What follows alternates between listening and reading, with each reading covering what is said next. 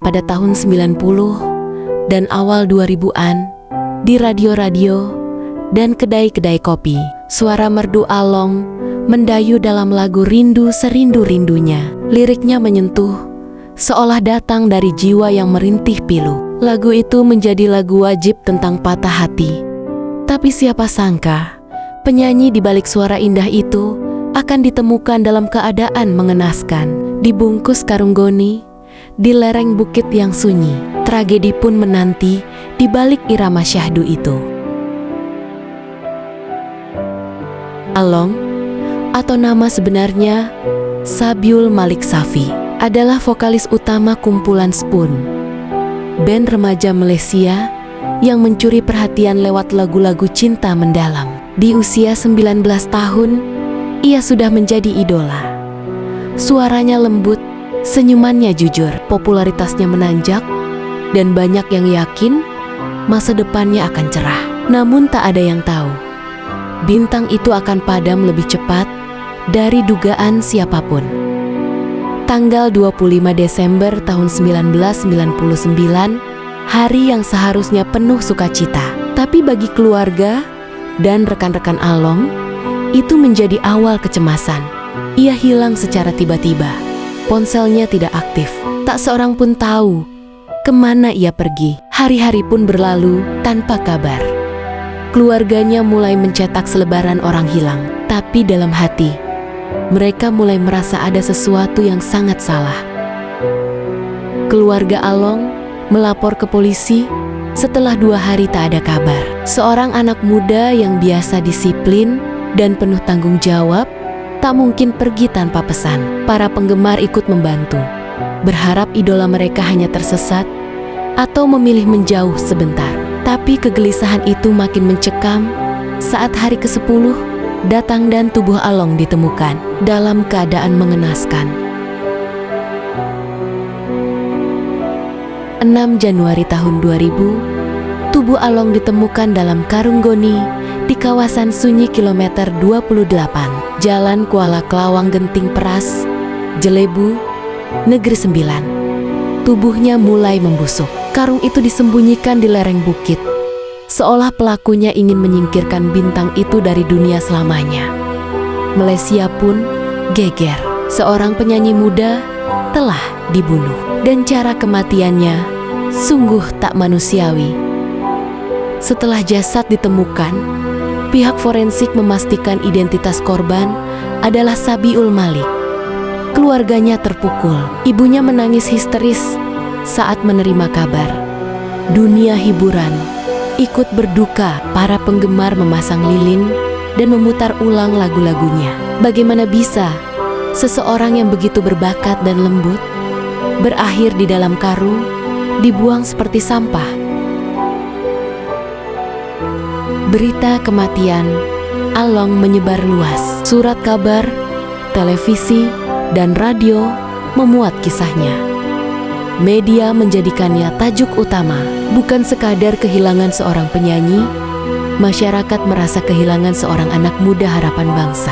Apalagi lagu Rindu Serindu-Rindunya makin sering terdengar kini dengan makna yang berbeda. Liriknya menjadi jeritan hati, bukan lagi sekadar kisah cinta.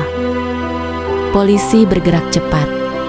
Bukti dan informasi mulai dikumpulkan. Dalam waktu singkat, seorang tersangka utama ditahan, Muhammad Yakub Demiati, seorang Lance Kopral anggota kepolisian sendiri. Kejutan ini mengejutkan publik. Bagaimana mungkin seorang penjaga hukum justru menjadi pelaku kejahatan paling keji terhadap seorang idola muda? Motif pembunuhan mulai terkuak. Cemburu. Muhammad Yakub disebut-sebut memiliki hubungan dekat dengan keluarga korban, bahkan pernah tinggal bersama. Ia merasa dihianati dan terpinggirkan sejak Along meraih ketenaran. Cemburu membutakan logika, dan dendam membakar nurani. Seorang sahabat menjadi pembunuh karena rasa iri yang tak terkendali.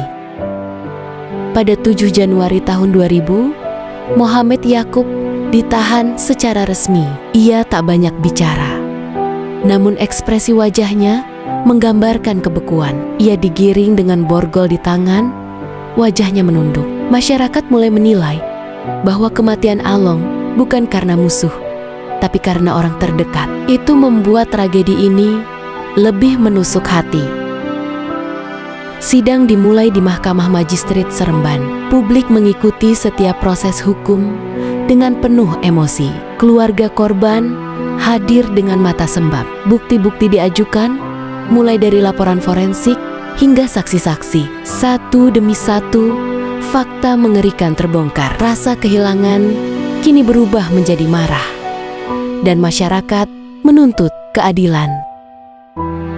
Saksi menyatakan bahwa Muhammad Yakub pernah mengancam korban. Barang-barang pribadi Along ditemukan di rumahnya. Pakaian yang digunakan korban di malam kejadian ditemukan terbakar sebagian. Forensik mengungkap tanda-tanda kekerasan. Semua bukti menuding satu arah. Along dibunuh dengan niat yang jelas, bukan insiden spontan. Di ruang sidang, tangisan ibu Along menggema. Ia tak kuat melihat wajah orang yang diduga membunuh anak kesayangannya. Tangisannya bukan hanya karena kehilangan, tapi karena dikhianati oleh seseorang yang dipercayai. Ia memeluk foto Along dan berkata, "Anak saya baik. Dia tak layak mati begitu." Pada tahun 2002, setelah proses hukum yang panjang, Mahkamah Tinggi Seremban menjatuhkan hukuman mati kepada Muhammad Yakub. Vonis itu disambut dengan lega oleh keluarga korban.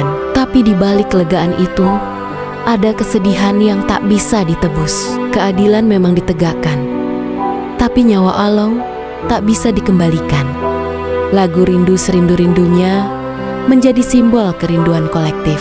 Setiap kali lagu itu diputar, orang-orang teringat wajah polos Along. Para penggemar menuliskan puisi, membuat mural, dan menyanyikan ulang lagu-lagu Spoon. Musiknya tetap hidup, meski penyanyinya telah tiada. Dunia hiburan Malaysia berduka, namun juga mengenang. Keluarga Along tak pernah pulih sepenuhnya. Ayahnya enggan diwawancarai, ibunya menghindari media.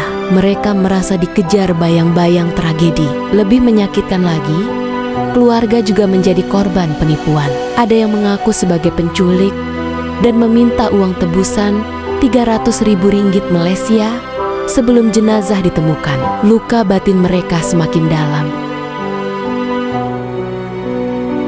Di balik jeruji besi, Muhammad Yakub menjalani hari-hari dalam keheningan.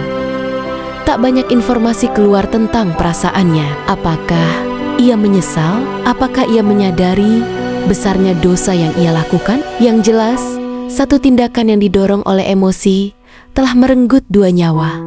Nyawa korban dan masa depan pelaku. 2 dekade berlalu.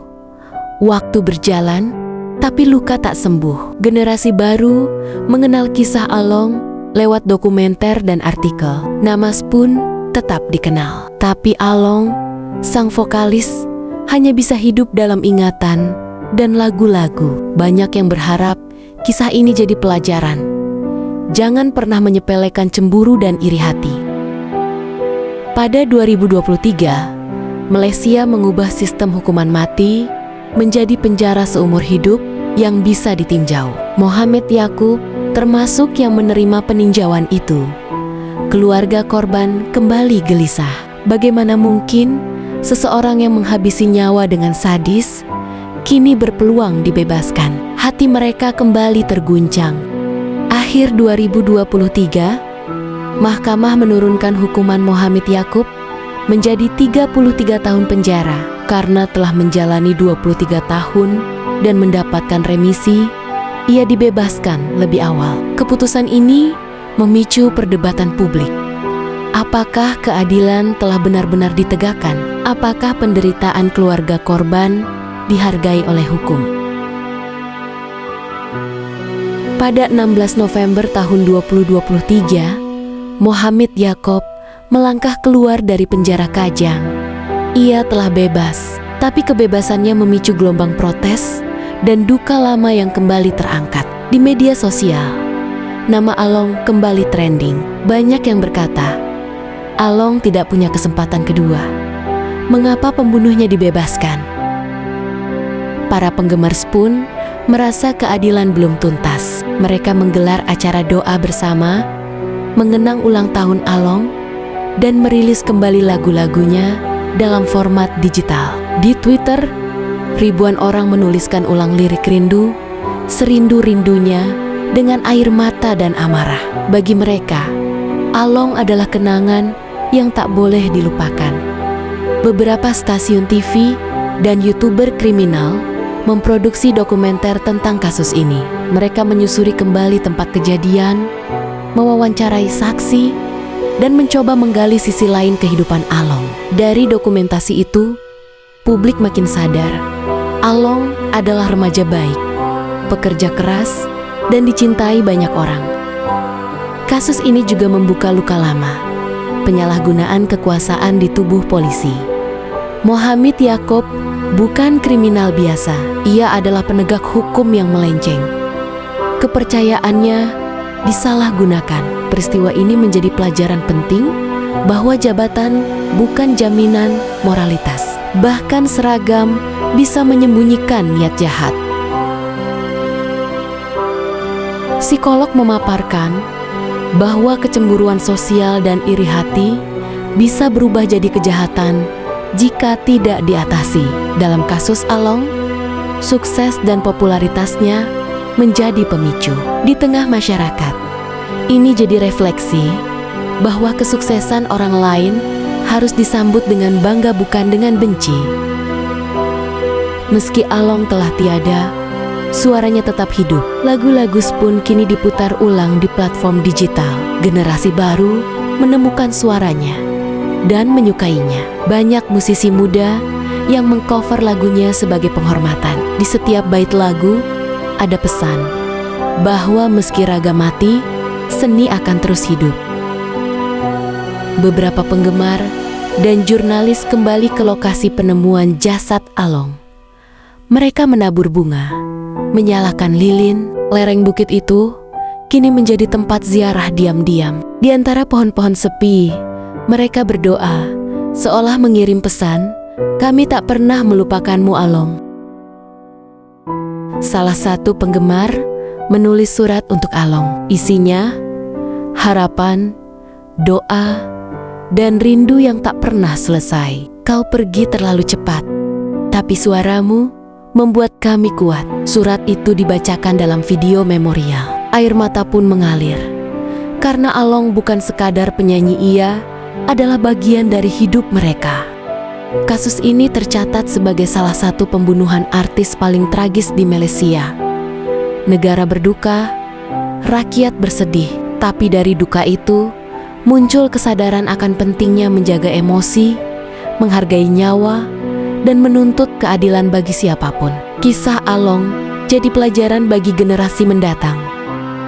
Jika Along masih hidup, mungkin ia akan menciptakan banyak lagu indah. Tapi kini, hanya lagu-lagu lama yang tersisa. Rindu serindu-rindunya bukan lagi sekadar lagu cinta, ya, adalah ratapan jiwa. Suara Along tetap bernyanyi dalam hati para pendengarnya. Ia pergi, tapi tak pernah hilang. Dalam rindu, ia abadi.